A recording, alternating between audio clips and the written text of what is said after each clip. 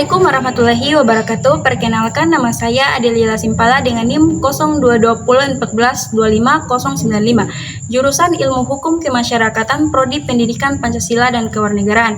Tugas mata kuliah Sejarah Perjuangan Bangsa dari dosen pengampu Abdul Firman Bunta, SPD, MPD. Di sini saya akan menjelaskan iptek Gerakan Non-Blok. Latar belakang lahirnya Gerakan Non-Blok atau GNB berhubungan erat dengan kondisi dunia setelah berakhirnya Perang Dunia Kedua. Setelah muncul persaingan ideologi dan kekuatan politik antara dua blok besar, yaitu blok barat dan yang dipimpin Amerika Serikat atau kapitalis, dan blok timur yang dipimpin Uni Soviet atau komunis. Ketegangan dan konflik ideologi tersebut menimbulkan perang dingin, yaitu keadaan permusuhan tanpa perang langsung tetapi ditandai perlombaan senjata, aliansi militer, dan perebutan pengaruh di berbagai negara. Dalam situasi tersebut, banyak negara Asia, Afrika, dan Amerika Latin yang baru merdeka tidak ingin terseret dalam persaingan kedua blok tersebut karena dikhawatirkan akan mengancam kedaulatan, kemerdekaan politik, dan pembangunan nasional. Mereka negara-negara yang baru merdeka menginginkan sikap bebas menentukan arah politik luar negeri tanpa tekanan negara adidaya, sekaligus menciptakan perdamaian dunia yang stabil. Selain itu, masih kuatnya masalah kolonialisme, imperialisme, dan penindasan bangsa kecil oleh negara kuat menjadi dorongan untuk membentuk suatu forum bersama.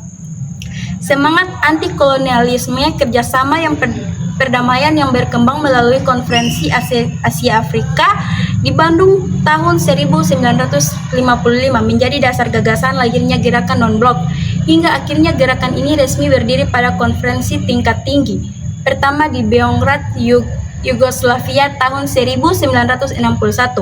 Dampak yang diperoleh Indonesia saat menjadi negara non-blok pada era kepemimpinan Soekarno sangat signifikan bagi posisi Indonesia di dunia internasional sebagai negara pelopor gerakan non-blok. Indonesia memperoleh persentasenya besar karena dianggap mampu memimpin negara-negara berkembang menghadapi dominasi dua blok besar pada masa Perang Dingin. Keberanian Indonesia menempuh jalur bebas dan tidak memihak membuatnya dihormati sebagai negara yang independen secara politik. Selain itu, posisi non-blok memberi Indonesia ruang diplomasi yang luas untuk menjalin hubungan dengan banyak negara, baik dari blok barat maupun blok timur, tanpa terikat pada kepentingan ideologis tertentu. Dengan begitu, Indonesia dapat menerima bantuan teknologi, ekonomi, dan infrastruktur dari berbagai pihak tanpa harus mengikuti tekanan politik besar.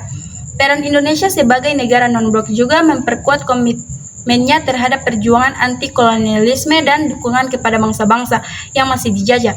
Hal ini menambah kepercayaan negara-negara di Asia dan Afrika terhadap Indonesia serta memperluas jaringan solidaritas internasional.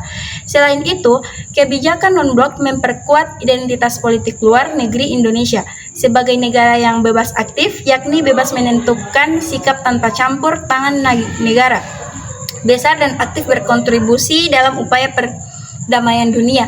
Dampak lainnya terlihat dari meningkatnya peluang Indonesia menjadi mediator dalam konflik internasional serta keikutsertaannya dalam misi perdamaian PBB. Semua hal ini menjadikan fondasi politik luar negeri Indonesia semakin kuat dan tetap menjadi warisan penting dalam diplomasi Indonesia hingga sekarang.